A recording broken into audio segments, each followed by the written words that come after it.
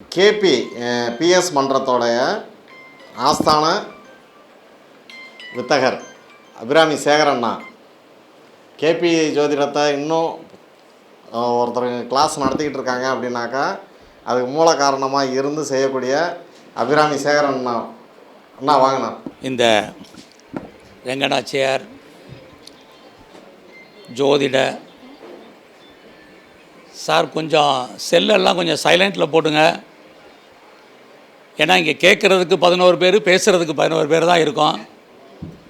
ஆகையினால ஏன்னா இது கலந்துரையாடலுங்கிறதுனால ஏதோ நமக்குள்ளே இருக்கக்கூடிய சந்தேகங்களை நம்ம தீர்த்துக்குருவோம். இந்த ரெங்கநாச்சியார் ஜோதிட ஆராய்ச்சி மையத்தினுடைய தலைவர், செயலாளர், பொருளாளர் அனைவருக்கும் வணக்கம். எனது நீண்டகால நண்பர்கள் திரு விமலன் அவர்கள், எனது நீண்டகால நண்பர் திரு ஜெயன் விஜயன் அவர்கள், எனது சக நண்பர் மீனாட்சி சுந்தரம், திரு குமரன், திரு சிவகுமார் மற்றுமுள்ள ஜோதிட நண்பர்கள் எல்லோருக்குமே என்னுடைய வணக்கத்தை சொல்லிக்கிறேன். இப்போ நான் ஒவ்வொரு தடவையும் ஒவ்வொரு மீட்டிங்லேயுமே என்னுடைய குருநாதரை சொல்கிறது உண்டு. போன தடவை நான் என்னுடைய குருநாதரை பற்றி சொல்லிட்டு தான் இந்த மையத்துக்கு வந்தேன். இடையில் நான் போன மாதம் நான் இங்கே வந்திருந்தேன். கேபியை பற்றிய ஒரு சில விஷயங்களை நம்ம பகிர்ந்துக்கிட்டோம். தம்பி ஜானகிராம் சொன்னார், கேபின்னா உங்களுக்கு எல்லாருக்கும் தெரியும், கிருஷ்ணமூர்த்தி பத்ததி மட்டும்தான் கேபி. ஆனால் இன்றைக்கு எல்லா துறையும் வளர்ந்தது போல் ஜோதிடத்துறையும் வளர்ந்துருக்கு. நாம் அதை மறுக்க முடியாது. அதனால தான் சொன்னேன், astrology is a day to day evolution, வளர்ச்சி அப்படிங்கிறத பற்றி நான் சொல்லிக்கிட்டே இருக்கேன் ஒவ்வொரு மீட்டிங்லேயுமே. இங்கேயும் அதை தான் நான் சொல்கிறேன். ஏன்னா நான் ஒவ்வொரு மாநாட்டில் நான் மீட்டிங்கில் பேசும்போதெல்லாம் ஒரு விஷயத்தை சொல்கிறது உண்டு, முரண்பாடுகளின் மொத்த உருவம் ஜோதிடம் அப்படின்னு சொல்லுவேன். இந்த வார்த்தையை நான் சொல்லாத நாளே கிடையாது. ஏன்னா ஜோதிடத்தில் நான் இருக்குன்னு சொன்னால் இல்லைன்னு சொல்கிறதுக்கு 1000 விஷயங்கள் இருக்குது. ஒருத்தர் இல்லைன்னு சொன்னால் இருக்குன்னு சொல்கிறதுக்கு 1000 விஷயங்கள் இங்கே ஜோதிடத்தில் இருக்குது. இந்த ஜோதிடம் என்பது மிகப்பெரிய ஒரு கடல். இந்த கடலில் தான் நம்ம நீந்தணும், ஜெயிக்கணும். ஆனால் நடைமுறையில் நம்ம நீந்துறோமா, ஜெயிக்கிறோமான்னா அப்படி இல்லை. ஏன்னா இது ஜோதிடம் சொல்கிறது மட்டுமல்ல, இது ஒரு மிகப்பெரிய ஆராய்ச்சிக்குரிய விஷயம். நாங்கள் எனது நண்பர் மீனாட்சி சுந்தரம் வரும்போது கூட நிறைய விஷயத்தை பற்றி பேசினோம். அப்போ இதை பற்றி கூட இன்றைக்கி பேசலாமே அப்படிங்கிறது தான் ஒரு முக்கியமான விஷயம். நான் ஏன் இதையெல்லாம் சொல்கிறேன் அப்படின்னு சொன்னால், ஆரம்ப காலகட்டங்களில் நாங்கள் படித்தது என்னவோ இந்தியாவின் பாரம்பரிய ஜோதிடர் பிஎஸ் ஐயர், அவருடைய ஆஸ்தான மாணவர்களில் நான் ரொம்ப முக்கியமான ஆள். ஏன்னா அவருடைய குடும்பத்தோட எனக்கு நெருங்கிய பழக்கம் உண்டு. அவர் இறந்ததுக்கு அப்புறமும் நாங்கள் பிஎஸ் ஐயர் மையன்னு ஒரு ஆராய்ச்சி மையத்தை ஆரம்பித்து கிட்டத்தட்ட 19 வருஷம் மதுரையில் இலவச கிளாஸ் நடத்தியிருக்கேன். அதுக்கு நான் தான் செயலாளராகவும் இருந்திருக்கிறோம். என்னோட நெருங்கி பயணித்தவர் தான் மீனாட்சி சுந்தரம், குமரன்லாம். நாங்கள் இதெல்லாம் எதுக்கு சொல்கிறோம்னா, அன்றைக்கு ஒரு கிளாஸ் போட்டோம்னா சாதாரணமாக படிக்க வர்றதுக்கே ஒரு 80-90 பேர் வருவாங்க. ஒரு சனிக்கிழமை இலவச கிளாஸு. இன்றைக்கி ஒரு கருத்தரங்கம் சொன்னாலே அதை கேட்குறதுக்கான ஆட்கள் இல்லை. ஏன்னா விஞ்சி போனால் லைனில் வரலாம், இல்லை ஆன்லைனில் பார்த்துக்கலாம், இல்லை யூடியூப்பில் பார்த்துக்கலாம், அப்லோட் பண்ணுவாங்க அப்படிங்கிற மாதிரி தான் இருக்குது. ஆனால் ஒரு விஷயம் நல்லா தெரிஞ்சுங்க, எந்த ஒரு வாய்ப்பும் சந்தர்ப்பமும் திரும்ப நமக்கு கிடைக்கும் அப்படிங்கிறதுக்கு உத்தரவாதம் கிடையாது. இந்த வாரம் நீங்கள் வர்றீங்கன்னா அடுத்த வாரம் நீங்கள் வரணும்னு நினச்சால் கூட உங்களுக்கான கிரகம் வேலை செஞ்சால் மட்டும்தான் நீங்கள் ஏதோ சொல்கிறது பிடிக்குது, புரியலை, அல்லது கேட்குறதுக்கு ரசனையாக இருக்குது, ரசனையாக இல்லை, ஆனாலும் நீங்கள் வருவதற்கான ஒரு வாய்ப்பு. நம்ம யூடியூப்பில் பார்த்துக்கலாம், ஆன்லைனில் கேட்கலாம் நினச்சிருப்போம். அதுக்குள்ளே நம்ம வேறு எதாவது நம்ம தேடுவோம், வந்துடும். நம்ம இதை பற்றியான சிந்தனைகள் நமக்கு வராது. இதையெல்லாம் எதுக்காக இதெல்லாம் நான் சொல்கிறேன் அப்படின்னா, எல்லாருக்கும் நேரம் காலம் ஒரே மாதிரி வருவது அல்ல. இன்றைக்கி கிடைக்கக்கூடிய காலங்கள் நாளைக்கு உங்களுக்கு அமையுங்கிறதுக்கு உத்தரவாதம் இல்லை. நான் ஏன் இதை சொல்கிறேன் அப்படின்னா, ஜோதிடம் என்பது படிக்க படிக்க மறக்கும், மறக்க மறக்க படிச்சுக்கிட்டே இருக்கணும்.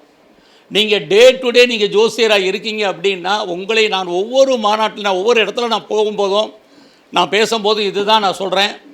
ஏன்னா போன தடவை என்னுடைய நண்பர் மீனாட்சி சொன்னார், 6 வருஷம் படித்தவன்லாம் எனக்கு 1000 ஸ்டூடெண்ட் இருக்கான்னு சொன்னார். அதில் 2 வருஷம் ஒருத்தர் ஜோசியம் பார்த்துட்டு எனக்கு 1000 ஸ்டூடெண்ட் இருக்குன்னு சொல்கிறார்.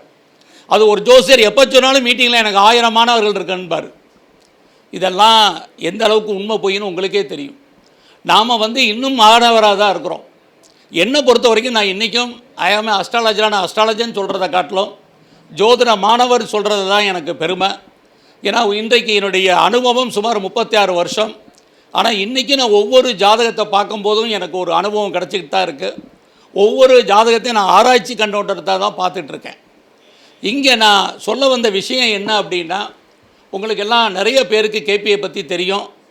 நிறைய பேருக்கு கேபி பற்றி தெரிஞ்சிருக்குங்களா சார்? கிருஷ்ணமூர்த்தி பத்ததி கேள்விப்பட்டிருக்கீங்களா சார்? கேள்விப்பட்டிருக்கீங்களா? ஜோதிடராக பரிச்சை நீங்கள் கண்டிப்பாக கேள்விப்பட வேண்டிய ஒரு மிகப்பெரிய விஷயம், சப்ஜெக்டு கிருஷ்ணமூர்த்தி பத்ததி. நமக்கெல்லாம் தெரியும் ஜோதிடத்தின் தந்தை யார் சார்? ஜோதிடத்தின் தந்தை யார்? பராசர மகரிஷி. போன மீட்டிங்கில் கூட சொல்லிட்டு தான் ஆரம்பித்தேன். நாம் ஜோதிடத்தின் தந்தையான பராசர மகரிஷி என்ன சொல்லியிருக்கார்? உத்தரகாலாமிர்தம். நமக்கெல்லாம் ஆஸ்தான புஸ்தகமே பைபிள். எது நமக்கெல்லாம் முக்கியமான புஸ்தகம் எது சார்? ராமாயணம் மகாபாரதம் மாதிரி உத்தரகாலாமிர்தம் நமக்கு முக்கியமான புஸ்தகம். உத்தரகாலாமிர்தம், காலவிதானம், காலப்பிரகாசிகை, இதையெல்லாம் நாம் ஜோதிட நூல்களை படிக்காமல் நம்ம அடுத்து ஜோதிடத்துக்குள்ளே போக முடியாது. தமிழில் வருஷாதி நூல் நீங்கள் இதெல்லாம் கேள்விப்பட்டிருப்பீங்க, படிச்சிருப்பீங்க. நிறைய பேர் மொழிபெயர்த்து போட்டிருக்கிறாங்க. நாம் நிறைய விஷயங்கள் படிக்கிறது இல்லை. யூடியூப்பை பார்க்க வேண்டியது நம்மளே ஜோசியம் சொல்ல வேண்டியது. இன்றைக்கி அப்படி தான் ஓடிட்டுருக்கு. யூடியூப்பு ஃபுல்லாக பார்த்தீங்கன்னா வாய்க்கு வந்ததெல்லாம் ஜோசியம் சொல்ல வேண்டியது. ஒருத்தர் கர்மா மட்டுமே பேசுகிறார், அது கர்மா தேரிங்கிறாரு. ஒருத்தர் கர்மாவே இல்லை, இதெல்லாம் ஜோசியம் சொல்லி ஏமாற்றிட்டு இருக்கான்னு இன்னொருத்தர் சொல்லிகிட்டு இருக்கிறாரு. ஒருத்தர் ஜோதிடமே பொய்ன்னு சொல்லிட்டு இருக்காரு, ஏன் ஜோசியரை பார்க்க போகிறீங்கன்னு ஒருத்தர் கேட்குறாரு. ஒருத்தர் நட்சத்திரமே இல்லைன்னு சொல்லிட்டு இருக்கிறாரு. இதெல்லாம் என்ன இதெல்லாம் கேள்விப்பட்டு தான் நான் இப்போல்லாம் வெளியே வரணுங்கிற ஒரு முடிவுக்கே நான் இப்போ எல்லாம் ஒவ்வொரு மீட்டிங்லையுமே இதை பற்றி பேசுகிறேன். முதல்ல தெரிஞ்சுக்க, கிரகங்கள் வலிமையானது, நாம் எல்லோரும் சாதாரண மனிதர்கள். இந்த அடிப்படை உண்மையை நம்ம யாருக்கும் தெரியாமல் பேசியிருக்கோம். ஜோசியர் பூரா கடவுள் மாதிரி பேசிகிட்டு இருக்காங்க யூடியூப்பில். பார்த்தீங்கன்னா எல்லாருமே கடவுள் மாதிரி புதுசு புதுசாக வாய்க்கு வந்தது.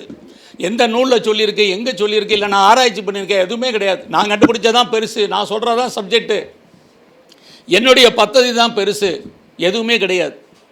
நம்ம முன்னோர்கள் சொல்லாது எதுவுமே கிடையாது. நமக்கு அதை பற்றியான ஆராய்ச்சி இல்லை, அறிவு இல்லை. அதுதான் காரணம். நம்ம பராசர மகரிஷி என்ன சொல்லாமல் விட்டார் சொல்லுங்கள்? கால விதானத்திலையும் கால பிரகாசியிலையும் சொல்லாத விஷயங்கள் என்ன இருக்குது? வருஷாதின் உள்ள சொல்லாத விஷயங்கள் என்ன இருக்குது? ஆக நம்ம இன்னுமே நம்ம தெரிஞ்சிக்க வேண்டியது, அறிஞ்சிக்க வேண்டிய விஷயங்கள் ஜோதிடத்தில் லட்ச விஷயங்கள் இருக்குது. எங்கள் குருநாதர் கச்சைங்கிற ஒரு சப்ஜெக்டை பற்றி பிஎஸ் ஐயர் அன்றைக்கி 33 வருஷத்துக்கு முன்னாடி எங்களை நடத்தியிருக்கிறாரு. இதை மறுபடியும் நான் பிரட்டிக்கிட்டு இருக்கேன். பழைய நூல்களில் கிடைக்குமான்னா கிடைக்கல. ஆக எவ்வளவோ விஷயங்கள் ஜோதிடத்தில் ரகசியமான விஷயங்கள் இருக்குது. ஆனால் நம்ம நடைமுறையில் அதையெல்லாம் ஃபாலோ பண்ணுறோமா, அதையெல்லாம் சொல்கிறோமா, அதெல்லாம் தெரிஞ்சுக்கிறோமா? அது ஒன்றுமே கிடையாது. நான் போன தடவை கூட ஒரு மீட்டிங்கில் சொன்னேன். ஒரு இன்டர்வியூவில் ஒரு லேடி என்கிட்ட கேட்குறாங்க, சார் நட்சத்திரத்தில் எந்த நட்சத்திரம் சிறப்போ? அஸ்வினி நட்சத்திரம் மோசமா? எடுத்தோடனே கேட்குறாங்க. யார் சொன்னால்? இல்லை, அஸ்வினி நட்சத்திரத்தில் பிறந்தவங்களாம் ரொம்ப கஷ்டப்படுவாங்க, வருத்தப்படுவாங்க, வாழ்க்கை நல்லா இருக்காது. 27 நட்சத்திரம் நல்ல நட்சத்திரம், 27 நட்சத்திரம் கெட்ட நட்சத்திரம்னு சொல்லியிருக்கிறேன். நம்ம ஒரு விஷயத்தை பற்றி தெரிஞ்சுக்க முன்னாடி நம்ம முன்னோர்கள் ஒரு கிரகம்னு எடுத்துங்க, நட்சத்திரம்னு எடுத்துங்க, அதுக்கு எல்லாத்துக்கும் என்ன சொல்லியிருக்காங்கன்னா ஒரு புராண வரலாறு சொல்லப்பட்டிருக்கு. முதல்ல நம்ம ஜோதிடம் படிக்கும்போதே ஒரு நட்சத்திரம்னா அதுக்கான புராண வரலாறு என்ன, அதை பற்றி என்னுடைய அருமை நண்பர் ஜெகன் ரொம்ப அருமையாக பேசுவார். நட்சத்திரத்தை பற்றி, திதி யோகத்தை பற்றி, கரணத்தை பற்றி பேசுவார். எனது இன்னொரு சக நண்பர் பவளம், அவர் நல்லா இதை பற்றியெல்லாம் விரிவாக பேசுவாங்க, நீங்கள் கேளுங்க. நான் காலத்தின் நேரங்கிறது சுருக்கமாக சொல்கிறேன். நான் சொல்ல வர்ற விஷயம் பொதுமக்களுக்கு நீங்கள் என்ன சொல்ல வர்றீங்க? ஜோசியர்கள் வாய்க்கு வந்ததை ஜோசியம் சொல்லாமல் இன்றைக்கு நடைமுறைக்கு தேவையான விஷயங்களை பேசுங்க. இன்றைக்கி எல்லாருக்கும் என்ன தேவை? முதல்ல நல்ல ஒரு எஜுகேஷன். இன்றைக்கி எஜுகேஷன் டே டு டே மாறிடுச்சு. இன்றைக்கி ஏஐ வந்தாச்சு. ஏஐ வந்ததுக்கப்புறம் இன்றைக்கி எவ்வளோ டெக்னாலஜி மாறிட்டு இருக்குன்னு உங்களுக்கு தெரியும். இன்னும் என்னெல்லாம் மாறப்போகுதுங்கிறது தெரியும். இதுக்கான கிரகம் என்ன, பாவம் என்னங்கிறத போன இதில் நான் சொன்னேன். போன மீட்டிங் வந்தவங்க வந்திருக்கீங்களா? என்ன கிரகம் சொன்னேன், என்ன பாவம் சொன்னேன்னு யாருக்கா ஞாபகம் இருக்கா? ஏஐ அப்படிங்கிற ஒரு டெக்னாலஜி உலகத்தில் இப்போ மிகப்பெரிய லெவலில் வந்துட்டுருக்கு. அதுக்கான டூல்ஸ், எக்கச்சக்கமான டூல்ஸ் இருக்குது. அது இன்றைக்கி நம்ம ஆர்டிஃபிஷியல் இன்டெலிஜென்ஸ் நம்ம எல்லோருடைய வாழ்க்கையும் புரட்டி போட்டுட்ருக்கு. நிறைய பேருக்கு வேலை கொடுக்குது, நிறைய பேருக்கு வேலையை விட்டு தூக்குது. அப்படிப்பட்ட ஒரு கிரகம். இதை பற்றி எங்கிட்ட இன்டர்வியூவில் கேட்டுறாங்க. அதனால தான் நான் உங்களுக்கெல்லாம் சொல்கிறேன். முதல்ல ஏஐனா நமக்கு என்னன்னு தெரியணும், ஏஐ டெக்னாலஜினா என்னன்னு தெரியணும், அதுக்குரிய கிரகம் என்னன்னு தெரியணும், அதுக்குரிய பாவம் என்னன்னு தெரியணும். இதை பற்றி நான் போன இதே மீட்டிங்லேயே உங்களுக்கு சொன்னேன். ஏஐ அப்படின்னு சொன்னால் குரு. ஏன் குருன்னு சொல்கிறான்? எனி டெக்னாலஜி, இந்த உலகத்தில் இருக்கக்கூடிய அத்தனை விதமான புதிய கண்டுபிடிப்புகள், இன்வென்ஷன், இந்த இன்வென்ஷன் கண்டுபிடிப்புகள் எல்லாருக்கும் அதிபதி யாருன்னு கேட்டால் குரு. ஏன்னா 9ஆம் இடம் ரிசர்ச் அண்ட் பிஹெச்டி பண்ணுறது, 12ஆம் இடமும் பிஹெச்டி தான். இது ரெண்டும் யார் வச்சுருக்கா? ஜோடியாக்கில் குரு பகவான் தான் வச்சுருக்கார். குரு தான் தனுசுக்கும் மீனத்துக்கும் அதிபதி. தனுசு ராசிக்கு அதிபதி உங்களுக்கு தெரியும் யார்? குரு. மீன ராசிக்கு அதிபதி குரு. ஆக ஜோடியாக்கு 9ஆம் அதிபதி, 12ஆம் அதிபதி ரிசர்ச். ஒருத்தர் பிஹெச்டி பண்ணணும்னா அவர் ஜாதகத்தில் என்ன நல்லா இருக்கணும்? 12ஆம் பாவம் 9ஆம் பாவம் ஸ்ட்ராங்காக இருந்தாலும் அவர் higher study, higher education, PhD, research பண்ண முடியும். இன்றைக்கி ஏஐ டெக்னாலஜி அது என்னது? ஒரு கம்யூனிகேஷன், தகவல் தொடர்பு. ஆக தகவல் தொடர்புக்கெல்லாம், மாஸ் கம்யூனிகேஷனுக்கெல்லாம் என்ன கிரகம்? குரு. சார், நீங்கள் எந்த ஒரு விஷயத்தை பற்றி பேசுகிறதாலும் நான் ஒவ்வொரு இதுலேயும் நான் சொல்கிறதுக்கு காரணம் தான், ஒரு கிரகம், ஒரு பாவம் இல்லாமல் நம்ம ஒரு விஷயத்தை பற்றி பேச முடியாது. நீங்கள் உலகத்தில் எந்த விஷயத்தை, இப்போ ஒரு அருமை நண்பர் சொன்னார், திருமணம் 7, 2, 11. 7ன்னா கணவன் அல்லது மனைவி, 2ன்னா குடும்பம், 11ன்னா உங்களுடைய விருப்பம் பூர்த்தி ஆகுது. ஆக திருமணத்தை பற்றி பேசுனா 7, 2, 11. அதுவே ஒரு ஆணாக இருந்தாலும் எதை பார்க்கணும் மெயினாக திருமணத்துக்கு? அந்த 7, 2, 11ஓட சுக்கிரனை பார்க்கணும். அதுவே ஒரு பெண்ணாக இருந்தாலும் என்ன பார்க்கணும்? அதே 7, 2, 11ஓட செவ்வாயை பார்க்கணும். ஏன் ஆணுக்கு சுக்கிரனை பார்க்கணும்? முதல் ராசி ஜோடியாக்கில் மேச ராசி, அவருக்கு 7ஆம் இடம் யார்? மனைவி, துலாம் ராசி, அதனால் சுக்கிரனை பார்க்கணும். இரண்டாவது பெண் ராசி, அதுக்கு 7ஆம் இடம் எது? விருச்சிகம். ஒரு பெண்ணுக்கு 7ஆம் இடம் கணவன் சனம் விருச்சிகம், அதுக்கு உரிய வீட்டுக்கு அதிபதி செவ்வாய். அதனால தான் பெண்ணுக்கு செவ்வாயை பார்க்கணும்னு சொன்னாங்க. ஸோ எந்த ஒரு விஷயத்தை உலகத்தை பற்றி நாம் பேசுவதாக இருந்தாலும் பாவ காரகத்துவம், கிரக காரகத்துவம் தெரியாமல் நம்ம ஒரு விஷயத்தை கூட பேச முடியாது. ஆக நீங்கள் என்ன உங்களை பெரிய லெவலில் டெவலப் பண்ணணும் அப்படின்னு நான் கேட்குறது எல்லாமே, நிறைய படிங்க ஜோசியர்கள், நிறைய மீட்டிங் அட்டன் பண்ணுங்கள், நிறைய கிளாஸஸ் அட்டன் பண்ணுங்கள், கோர்ஸ் அட்டன் பண்ணுங்கள், எங்கே வேணாலும் படிங்க. ஆனால் உங்களை நீங்கள் வளர்த்து கொள்ளுங்கள். இதுதான் ரொம்ப முக்கியம். நீங்கள் ஏஐ டூல்ஸ் வந்துருச்சுன்னா எங்கள் உலகத்தில் ஏதோ ஒரு மூலையிலேருந்து என்னை டெய்லி 2 நாளைக்கு கூட கான்டாக்ட் பண்ணிக்கிட்டே தான் இருக்காங்க. வேலை, ஜாப் இருக்கா இல்லையா, போயிருமா போகாதா, வேலையை பற்றிய ஃபியரிங் எல்லா இடத்துலையும் இருந்துக்கிட்டே இருக்குது. அப்போ இதுக்கெல்லாம் காரணம் என்ன அப்படின்னா, இன்றைக்கி இருக்கக்கூடிய டெக்னாலஜி. இந்த டெக்னாலஜி என்னன்னு தெரிஞ்சால் தான் நான் உங்களுக்கு ஒரு பதிலே சொல்ல முடியும். அப்போ கேபியினுடைய மெயினான ஒரு விஷயமே என்ன அப்படின்னா, இன்றைய காலகட்டங்களில் நீங்கள் சொல்லக்கூடிய பலன் அவங்களுக்கு கரெக்டாக, நான் பாரம்பரியத்தில் படிச்சுட்டு எனக்கு எது தேவையோ அதை நான் எடுத்துக்கிட்டேன், உங்களுக்கு எது தேவையோ நீங்கள் அதை எடுத்துங்க. நீங்கள் ஒரு நல்ல ஜோதிடராக இருக்கணும் அப்படின்னு ஆசைப்பட்டீங்கன்னா எல்லா விஷயமும் உங்களுக்கு அப்டேட்டில் இருக்கணும். எந்த சிஸ்டம் வேணாலும் படிங்க, எல்லா சிஸ்டத்துலேயும் மெரிட்ஸ் அண்ட் டிமெரிட்ஸ் இருக்க தான் செய்யும். ஸோ உங்களுக்கு கடைசியாக எது தேவையோ அதில் நீங்கள் என்ன சொன்னால் ப்ரெடிக்ஷன் உங்களுக்கு கரெக்டாக இருக்குமோ பலன், அதை நீங்கள் ஃபாலோ பண்ணுங்கள். நிறைய பேர் இதில் கொஞ்சம் அதில் கொஞ்சம் படித்து தானும் குழம்பி வர்றவனையும் குழப்பி மொத்தத்தில் ஒன்றுமே இல்லாமல் போகிறதுக்கு காரணம் அதான். ஜோதிடம் பொய் இல்லை, முதல்ல இதை தெரிஞ்சுங்க. அப்போ எது பொய்? ஜோதிடராகிய நாம தான் பொய். நமக்கு என்ன தெரியுமோ அவ்வளோதானே தெரியும். இப்போ நம்ம நண்பர் சொன்னார், ஒரு பெரிய லெவலில் ஒரு திருமணம் நடந்துச்சு, பல கோடிக்கணக்கான ரூபா செலவு பண்ணாங்க, அதில் திருமண பொருத்தத்துக்கும் ஒரு செலவு இருக்கும், ஏன் சொல்லலை அப்படிங்கிறத கேட்டார். பார்த்த ஜோசியருக்கு அதை பற்றியான நாலேஜ் இல்லாமல் இருந்தாலே அதான விதி. விதி எப்படி இருக்கோ அப்படி தான் சார் ஜாதகம் வேலை செய்யும். அந்த பெண் ஜாதகத்தில், ஆண் ஜாதகத்தில் விதி எப்படி இருக்கோ அப்படி தான் அவங்க பார்த்த ஜோசியருடைய இது இருக்கும். அதனால் ஜோசியத்தை சொல்லி குறை சொல்லி ஒன்றுமே இல்லை. என்னுடைய அறிவு எவ்வளவோ அவ்வளோதான் எனக்கு வேலை செய்யும். அப்போ நான் கட்டுறதை தான் நான் சொல்ல முடியும். அதனால தான் நான் என்ன சொல்கிறேன், நீங்கள் எல்லோருமே உங்களை டெவலப் பண்ணுங்கள். இப்போ நாங்கள் காரில் வரும்போது நமது நண்பர் மீனாட்சி சொல்லிகிட்டு இருந்தார், யதார்த்தமாக சுகரை பற்றி பேச்சு வந்துச்சு. சுகர் இன்றைக்கு அதே தான் ஒரு பேட்டியிலையும் கேட்டாங்க. உலகம் முழுவதும் இன்றைக்கு சுகர், அதாவது டயபெட்டிக் ஒரு பெரிய பிரச்சனையாக இருந்துக்கிட்டு இருக்கு. ஏய், இந்த ஏஐ நீங்கள் விட மாட்டீங்க போலக்கு, நான் விட்டாலும் ஆமாம் சார், ஏஐ டெக்னாலஜிங்கிறது இன்றைக்கு ஆர்டிஃபிஷியல் இன்டெலிஜென்ஸ் உங்கள் எல்லாருக்கும் தெரியுமில்ல சார்? ஓரளவுக்கு செயற்கை படம் பார்க்குறோம்ல சார், டிசைனாக கலர் கலராக இப்போ யூடியூப்பில் பார்க்குறோம்ல சார், பாம்பு வர மாதிரி அது வர மாதிரி குழந்தை வர, சாமி பேசுதில்ல சார், இப்போ கலர் கலராக படத்தில் சாமி பேசுதில்ல, செல்லில் பார்க்குறோம்ல சார். இது எல்லாம் தான் ஏஐ டெக்னாலஜிங்கிறது. இதை வச்சுக்கிட்டு நான் இங்கே இருந்துக்கிட்டு அமெரிக்காவில் பேசுகிற மாதிரி இருக்கலாம், அமெரிக்காவில் இருக்கிற இங்கே பேசுகிற மாதிரி இருக்கலாம், எவ்வளவோ அதை வச்சுட்டு செய்யலாம். அது மாதிரியான டெக்னாலஜி அதுதான் இன்றைக்கி நம்மளோட லைஃப்பில் வருங்காலங்களில் ஏஐ தான் பெரிய லெவலில் யூஸ் ஆக போகிறது. இதுக்குரிய கிரகம் எது அப்படின்னு கேட்டிங்கன்னா குரு அப்படிங்கிறத நான் சொன்னேன். இந்த குரு அப்படின்னா ஏன் அந்த குருவை சொல்கிறோம் அப்படிங்கிறதுக்கு இப்போ விளக்கம் சொன்னேன். குரு அப்படின்னாலே அவருக்கு எந்த வீடை கொடுத்துருக்காங்க ஜோடியாக்கில்? தனுசு வீடும் மீன வீடும் யாருக்குரிய வீடு? குரு பகவானுக்கு உரிய வீடு.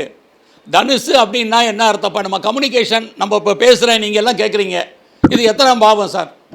நான் இப்போ பேசுகிறேன், நீங்கள் கேட்குறீங்க, இது எத்தனாம் பாவம் நமக்கு வேலை செய்யுது? 3. இதுவே இந்த இப்போ யூடியூப்பில் பார்த்துட்டு நிறைய பேர் பார்க்கலாம், பார்க்காம இருக்கலாம், அது எத்தனாம் பாவம் சார்? 9. அவ்வளோதான் சார். 3ஆம் இடம் இஸ் கம்யூனிகேஷன், 9ஆம் இடம் இஸ் மாஸ் கம்யூனிகேஷன், அவ்வளோதான். ஏஐ டெக்னாலஜி என்ன இருக்குது? உலகம் முழுவதும் மாஸ் கம்யூனிகேஷன், உலகம் முழுவதும் இருக்கக்கூடிய ஒரு தகவல் தொடர்பு. அந்த 9ஆம் அதிபதி யாருன்னா குரு. அதனால தான் அவருக்கு ஏஐக்கு உரிய முக்கியமான குரு இஸ் டெவலப். குரு என்ன சார்? இருக்கலே பெரிய கிரகம் அது சார். நவகிரகத்தில் குரு பகவான் தான் இருக்கலே மிகப்பெரிய கிரகம். அந்த குரு பகவான் தான் குரு வளர்ச்சியாக கம்மியாக சார்? குரு எதுக்கு சார் காரகன்? முதல்ல நம்ம ஜோதிடத்தில் குரு எதுக்கு காரகன்? குழந்தைக்கு காரகன். குழந்தை வளருமா சுருங்குமா சார்? வளரும். அதே தான் கிரகம் இருக்கலே எது பெருசுன்னு சொன்னால் நவகிரகத்தில் குரு இஸ் டெவலப். அதனால தான் அதுக்கு பேர் வளர்ச்சின்னு பேர். 9ஆம் இடம் தந்தை. 9ஆம் இடம் யார்? நம்முடைய முன்னோர்கள். ட்ரெடிஷனல் சொல்கிறோம்ல சார், ட்ரெடிஷனல் எத்தனாம் பாவம் சார்? ட்ரெடிஷனல் எத்தனாம் பாவம்? நம்முடைய முன்னோர்கள் 9ஆம் பாவம். அதனால தான் யாரை கொடுத்தாங்க முன்னோர்களுக்கு 9ஆம் பாவம்? யாரு கொடுத்துருக்காங்க ஜோடியாக்கில்? நம்முடைய தந்தைக்கு கொடுத்துருக்குறாங்க. அப்பா, நம்முடைய அப்பா யார்? 9ஆம் இடம். நம்முடைய குரு யார்? 9ஆம் இடம். நம்ம பேசிக்கே தெரியாமல் நம்ம ஜோசியம் சொன்னோம்னா தயவு செய்து நீங்கள் உங்களை வளர்த்து கொள்ளுங்கள். இதுதான் என்னுடைய அடிப்படையான வேண்டுகோள். ஏன்னா நம்மளை டெவலப் பண்ணால் தான் நம்மள்ட்ட வர்றவங்களுக்கு நம்ம பதில் சொல்ல முடியும். இல்லைன்னா நம்ம பேசிக்கிலே இருந்தோம் அப்படின்னா ஒன்றுமே சொல்ல முடியாது. நமக்கான தேவை என்ன? வர்றவங்களுக்கு திருமணம், குழந்தை, வேலை, இதையெல்லாம் சொல்கிறதுக்கெல்லாம் அதையும் தாண்டிய விஷயங்கள் நிறையா இருக்குது. அப்போ நீங்கள் அதையெல்லாம் அவங்களுக்கு தேவைக்கு தகுந்த மாதிரி நீங்கள் சொல்லணும். அப்போ இந்த மாதிரியான டெக்னாலஜிலாம் நாளுக்கு நாள் வளருமா தெரியுமா சார்? கண்டிப்பாக வளரும். இதை தான் நான் இன்டர்வியூவில் சொல்லியிருக்கேன், வேறு ஒன்றுமே கிடையாது. குரு வளர்ச்சியை சொல்லுவது, அது ஆராய்ச்சியை சொல்லுவது, அது இருக்கக்கூடிய இன்வென்ஷன் கண்டுபிடிப்பை சொல்லுவது, அந்த குரு தான் உலகத்தில் முக்கியமான ஒரு கிரகம். அதனால தான் அதை பற்றியான பெரிய விஷயங்கள் உலகம் முழுவதும் டெவலப் ஆகி, இதை கட்டில் இன்னும் ஏஐ கட்டில் அடுத்த டெக்னாலஜி வரத்தான் போகுது. ஏன்னா குருவுடைய ஒரு சர்க்கிள் எவ்வளோ சார்? குருவுடைய ஒரு சர்க்கிள் எத்தனை வருஷம்? 12 ஆண்டுகள். ஒரு ராசி கட்டத்தை சுற்றி வர்றதுக்கு எத்தனை வருஷம் ஆகுது? சுமார் 12 ஆண்டுகள். எப்பயுமே தெரிஞ்சுக்க, சுமாருங்கிற வார்த்தையை சொல்லாமல் எதுவுமே சொல்லாதீங்க. சனி பகவானுக்கு ஒரு சர்க்கிள் எத்தனை வருஷம் சார்? 29.5 ஆண்டுகள். நீங்கள் கரெக்டாக இதெல்லாம் நீங்கள் தெரிஞ்சுக்கணும். ஆவரேஜாக 30 வருஷம், ஆவரேஜாக 12 வருஷம், இப்படி நம்ம எல்லாமே ஆவரேஜாக சொல்லிக்கிட்டே இருக்க வேண்டியதான். அக்யூரேட்டாக சொல்லணும்னா அதுக்கான கரெக்டாக அதுக்கான பீரியடை நம்ம தெரிஞ்சுக்கணும். ஒரு கிரகம் ஒரு ரவுண்டு அடிக்குது அப்படின்னா குறைஞ்சபட்சம் குருன்னா 1 வருஷம். இப்போ நாங்கள் இன்றைக்கி விஷயத்துக்கு வரேன். இப்போ நம்முடைய நண்பர் வரும்போது பேசினார், டயபெட்டிக்கை பற்றி பேசினார். இதை தான் நான் இன்டர்வியூலையும் சொல்லியிருக்கேன். டயபெட்டிக் உரிய கிரகம் எது சார்? டயபெட்டிக் உரிய கிரகம் எது? சுக்கரன்னு ஏன் சொல்கிறீங்க? நீங்கள் சொல்கிறேன்னா டயபெட்டிக் உரிய கிரகம் சுக்கரன்னு சொல்கிறீங்க. சுக்கரன்னா ஏன் சொல்கிறோம்? அது இனிப்புங்கனால சுக்கரன்னு சொல்கிறீங்க. இனிப்பு வியாதிங்களா தானே? இல்லை வேறு எதுவும் காரணம் இருக்குங்களா? யாருக்காவது தெரிஞ்சிருந்தா சொல்லுங்கள், நானும் தெரிஞ்சுக்கிறேன்.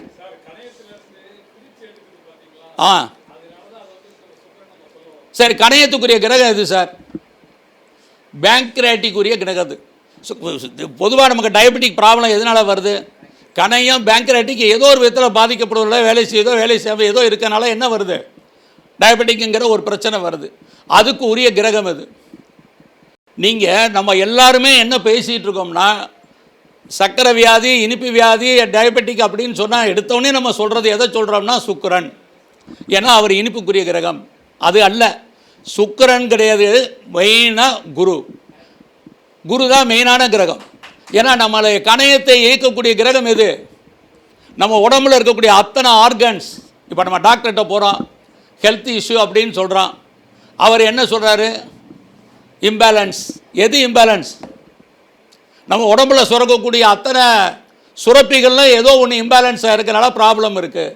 ஆக உடம்புல சுரக்கக்கூடிய அத்தனை சுரப்பிகளுக்கு உரிய கிரகம் எது சார்? குரு. இதை நீங்கள் முதல்ல தெரிஞ்சுக்கணும். மெடிக்கல் அஸ்ட்ராலஜியில் இதெல்லாம் ரொம்ப ரொம்ப முக்கியமான விஷயம். பேசிக்கலாக நம்ம டயபெட்டிக் அப்படின்னா சுக்கிரன் தான். ஏன்னா சுக்கிரன் இனிப்புக்குரிய கிரகம், அதனால் இனிப்புவாதிக்குரிய கிரகம்னு பேசிக்கலாக பேசிகிட்டே இருந்தீங்கன்னா ஒர்க் அவுட் ஆகாது. ஸோ டயபெட்டிக் உரிய கிரகம்னு எடுத்துக்கிட்டிங்கன்னா குரு தான் உடம்புல இருக்கக்கூடிய அத்தனை சுரப்பிகளுக்கும் காரணம். அவர் தான் மெயினாக பேங்க்ராட்டிக் கணையத்தை சொல்லக்கூடிய கிரகம்.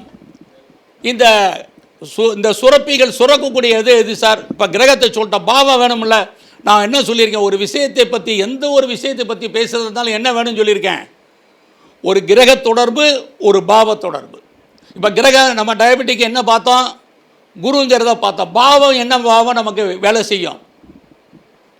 இந்த பாவம் எந்த பாவம் சார் நமக்கு டயபெட்டிக் ப்ராப்ளம் இருக்குது அப்படிங்கிறதுக்கு பாவம் ஒன்று இருக்கும்ல. யாருக்கா சொல்லுங்கள். 4ஆம் இடம். 4ஆம் இடம்னா என்ன? உற்பத்தி, ப்ரொடக்ஷன்ஸ் அப்படின்னு அர்த்தம். 4ஆம் இடம் ஜோடியாக்கில் எது சார்? கடகம். கடகம் எதை சொல்கிறது? யாரை சொல்லும் முதல்ல? அது யாருடைய வீடு முதல்ல? சந்திரனை எதை சொல்லக்கூடிய வீடு? அம்மா. தாய் என்ன? உற்பத்தி. அம்மாவால் தானே குழந்தை பிறக்க முடியும், பெண்ணால் தானே குழந்தை பிறக்க வைக்க முடியும். 4ஆம் இடம் தாய். எதுக்கு வச்சாங்க முன்னோர்கள்? அதுதான் உற்பத்தி ஸ்தானம். தாயால் தான் உற்பத்தி பண்ண முடியும், வேற ஆளே உற்பத்தி பண்ண முடியும். அதனால தான் நீங்கள் ப்ரொடக்ஷன், மாஸ் ப்ரொடக்ஷன். அங்கே குரு எங்கே நீங்கள் உச்சமாகிறாரு? நான் உச்சம் பற்றியே பேசுகிறது இல்லை, உச்ச நீசத்தை பற்றி. இருந்தாலும் நீங்கள் தெரிஞ்சுக்கணுங்கிறதுக்காக சொல்கிறேன். குரு எங்கே சார் உச்சமாகிறாரு? கடகம். இப்போ புரிஞ்சதுங்களா? அப்போ மாஸ் ப்ரொடக்ஷன் எங்கே இருக்கோ அங்கே தான் அந்த குரு இருக்கிறாரு. குரு தான் டயபெட்டிக் உரிய கிரகம். 4ஆம் இடம் உற்பத்தி. நம்ம உடம்புல இருக்கக்கூடிய அத்தனை சுரப்பிகளும் சுரக்கக்கூடிய பாவம் எத்தனாம் பாவம்? 4ஆம் இடம். அதனால தான் 4ஆம் இடம் என்ன ஸ்தானம்னு சொன்னாங்க? ஜோதிடத்தில் நம்ம சொல்லக்கூடிய ஸ்தானம் என்ன சார்? சுகஸ்தானம். அப்போ உடம்புல ஏதோ ஒரு ப்ராப்ளம் ஆச்சுன்னா நமக்கு என்ன கெட்டு போயிடும்? சுகம் கெட்டு போயிடும். இதை நீங்கள் பேசிக்கலி மறந்துடக்கூடாது. ஸோ எல்லாத்துக்குமே ஒரு கிரகம், ஒரு பாவம் கனெக்டிவிட்டிவாக இருந்தால் மட்டும்தான் நீங்கள் ஒரு சப்ஜெக்டை பற்றி பேசவோ, அந்த சப்ஜெக்டை பற்றி நீங்கள் சொல்கிறதுக்கோ வாய்ப்புகள் நிறையா இருக்குது.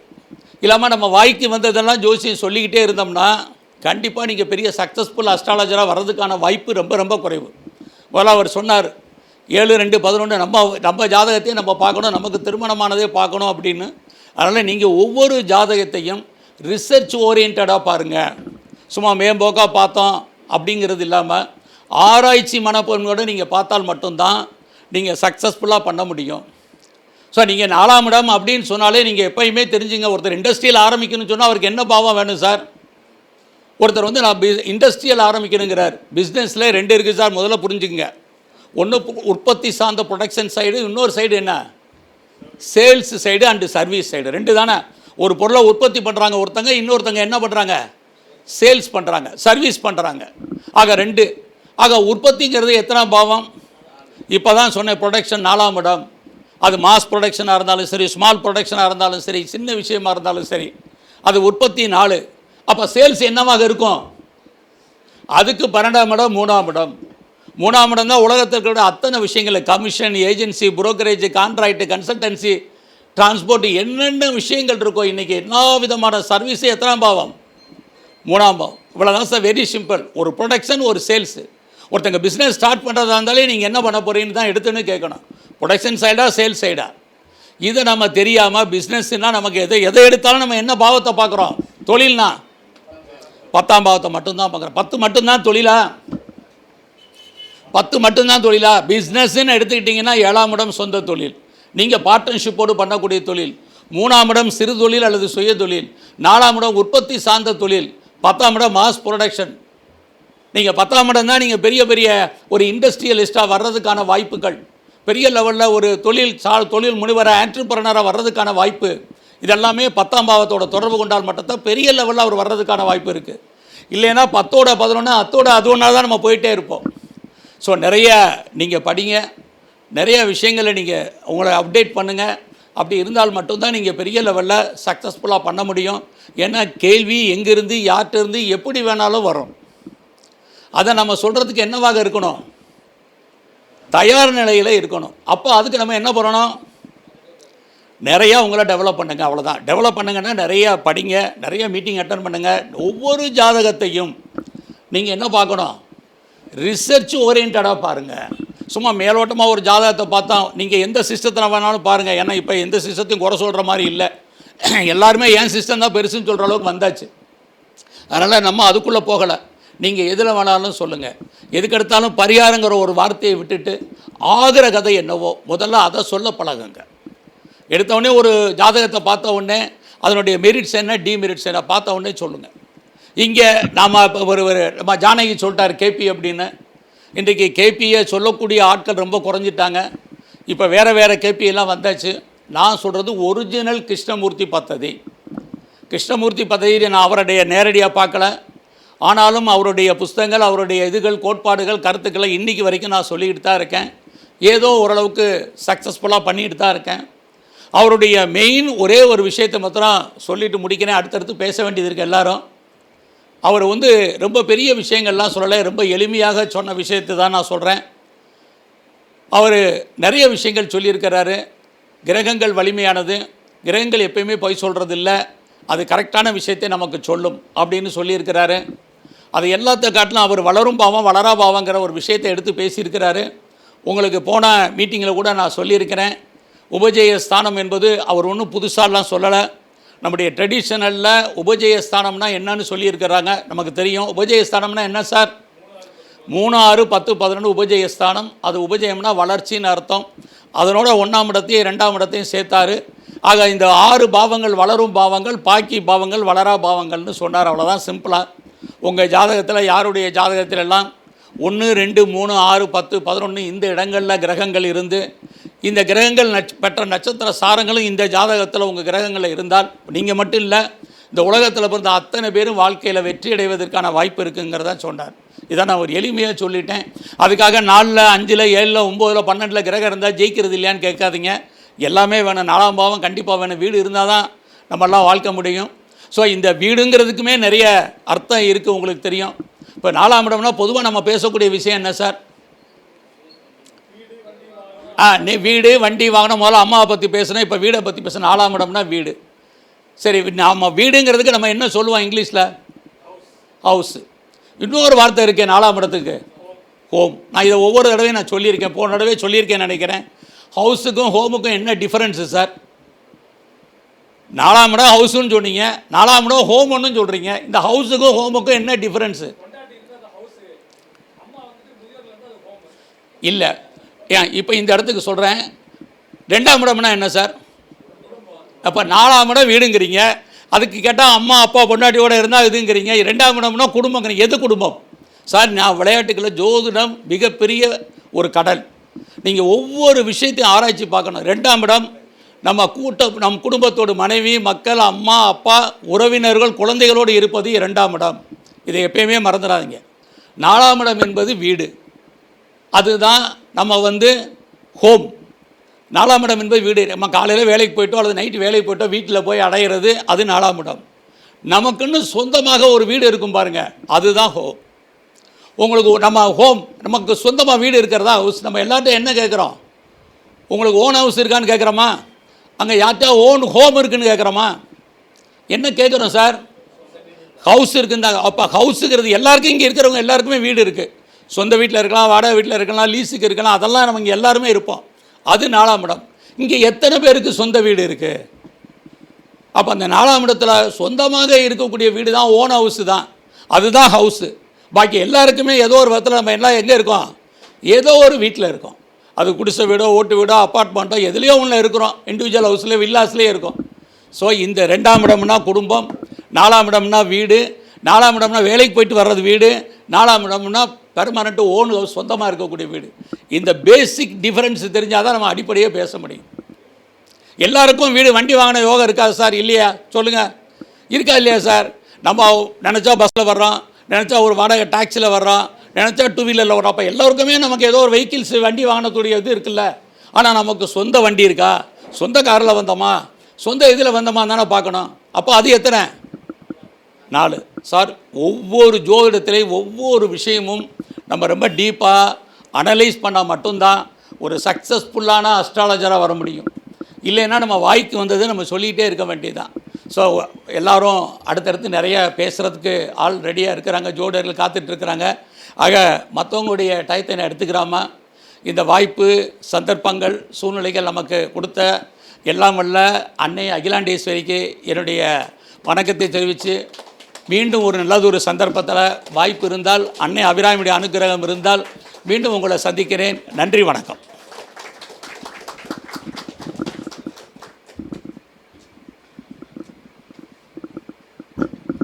இப்போ வீடுன்னா என்ன, சின்ன வீடாக வச்சுக்கலாமா பெரிய வீடாக வச்சுக்கலாமான்னு அண்ணா அருமையாக சொன்னார். ரொம்ப தப்பாக சொல்கிறாரு பாருங்க. சின்ன வீடாக வச்சுக்கணும் பெரிய வீடாக வச்சுக்கணும் நான் சொன்னேனா சார்? சொன்னா பார்த்தீங்களா? இதுதான் ஜோசியர். இல்லாததை இருப்பதாக சொல்வதா என்னன்னு அர்த்தம்? ஜோசியர்னு அர்த்தம் இல்லை. அதுலேயே கூட நிறைய டிஃப்ரென்ஸ் இருக்குங்க. அதிலே கூட ஜோதிடத்தில் இப்போ இவர் சொன்னார்ல, இப்போ 7ஆம் இடம் என்பது கணவன் அல்லது மனைவி. அதுலேயே இவர் சொன்னார் இப்போ சின்ன வீடு அப்படின்னு சொன்னார். அதுக்கு எத்தனாம் பாவம் சார்? நிறைய பேர் 2ஆம் பாவம் இருக்காங்க. ஆனால் ஆக்சுவலி அது 11ஆம் இடம் தான். காக்கு பையன்னு அர்த்தம். 11ஆம் இடம் தான் கீப்புன்னு அர்த்தம், ஒரு ஆணுக்கோ பெண்ணுக்கோ. ஆனால் ஒன்றுக்கு மேற்பட்ட தொடர்பு இருக்கிறதுக்கு எத்தனாம் பாவம்? ஒரு ஆணுக்கோ பெண்ணுக்கு 9. இப்போ பாருங்கள், இவர் எடுத்தவொடனே என்ன சொல்கிறா பாருங்க, சின்ன வீடா பெரிய வீடான்னு சொல்லிட்டு இருக்கிறார். ஸோ இது அவர் ஒரு ரொம்ப நேரமாக எல்லோரும் உட்காந்து கேட்குறதுக்காக சொன்னார். பாருங்கள்.